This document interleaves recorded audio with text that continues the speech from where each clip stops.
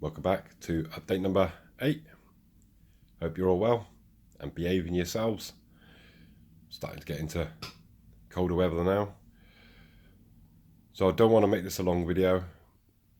At the end of the video there is of the beast of the east, as I call this. There is about 10-minute clips of a very small number of different liveries. It was taken in Poland, they're clips from Poland, it's on the Polish railways. They're all trains that are currently running today. There is something very similar to this. It's called an ST41. It's in blue cargo. I'll try and point it out in the video after I've done sort of this bit.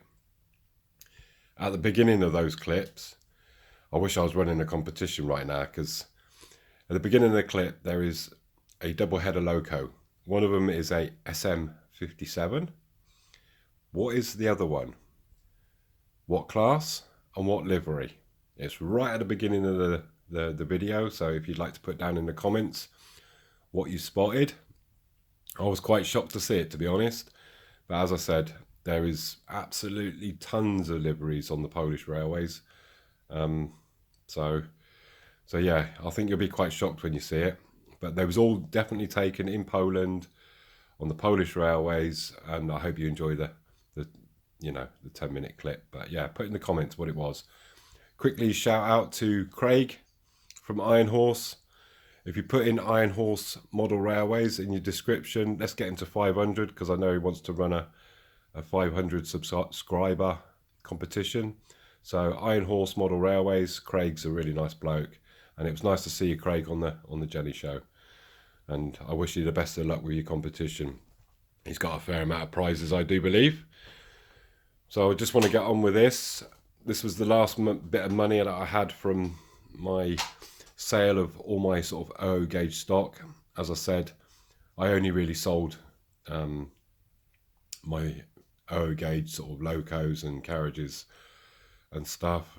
The rest of the items and a couple of buildings that were basically just wouldn't fit in these typical English stuff. Obviously this is now a HO layout, and loosely based on, well, not loosely, it's based on Poland.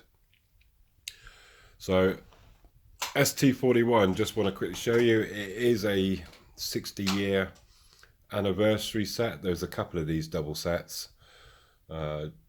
Just give you the information there. So Loco model, as you can see, a special edition. It is Schweizerland Bundesbahn.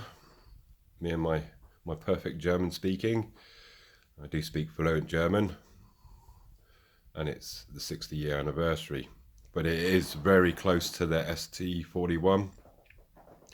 There isn't any markings on the side. The only way you can tell that it's from Switzerland is from the camera focus from the cross. So I might remove that and get some PKP transfers for the side. It's almost 40 centimeters long. I've had a bit of a nightmare with it, and nothing to do with the actual model. Just one, it was supposed to come Monday, it was on the van, didn't arrive. Tuesday on the van, didn't arrive. Wednesday came like late in the evening. Spent, obviously it needed 2 chips. And then yesterday I was messing about. One was going one way and the other one was going the other. I've literally did it in 10 minutes this morning.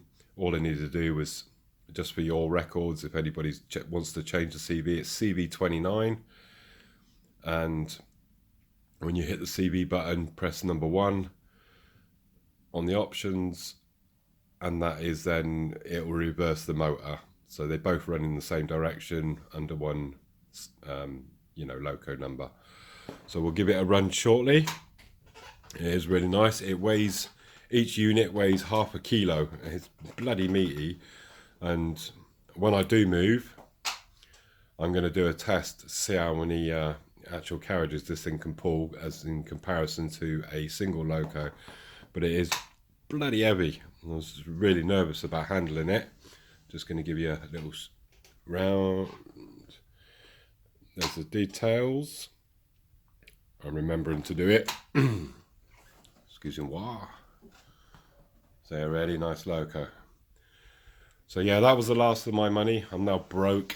I'm back to my tiny little budget a month, as most of us are, to crack on. And let's get it on the track.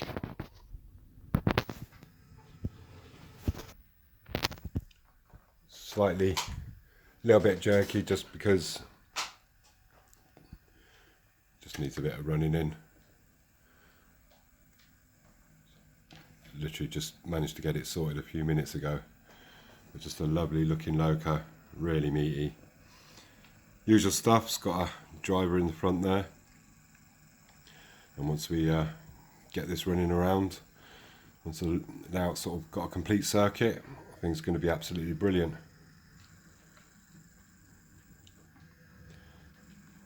That's just dirty tracks basically. I keep saying I need to clean the track, but other things are sort of come in the way. But we'll give it a run backwards and forwards a couple of times. It's the usual stuff. It's basically got 8 pickups on each unit. So it's got 4 flymos. Not flymos. Flywheels. Flymo, that's a lawnmower. Or a moderator on Barnes Junction. But yeah, really nice Loco. And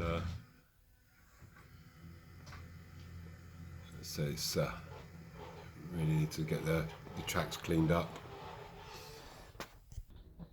I think the other thing I need to do is actually pair them together as well, because I think one's running slightly faster than the other. Just kind of dragging a little bit. But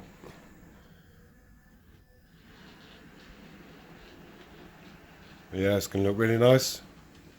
I've got a rake in mind for this.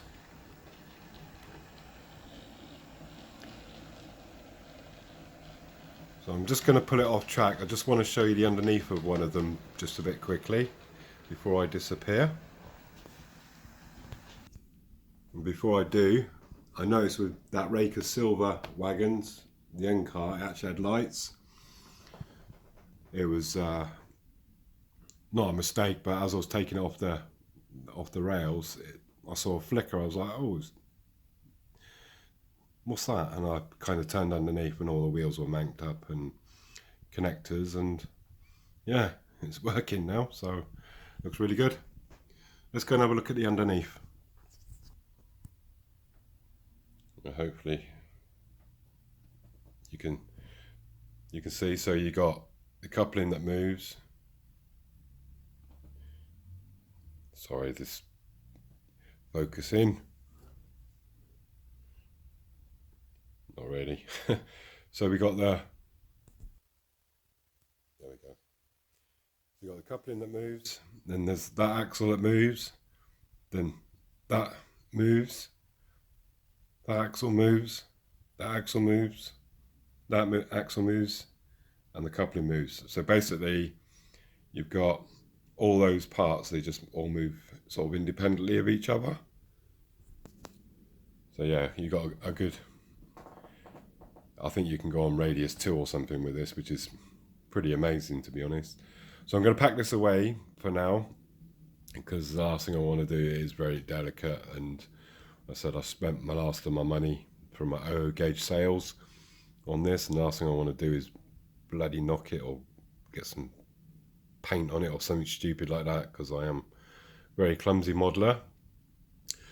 Just before we get onto the video of the trains in Poland, and like I say, they was all taken in Poland, and please, right at the beginning, there's a Loco. I'd like to know the livery and the class.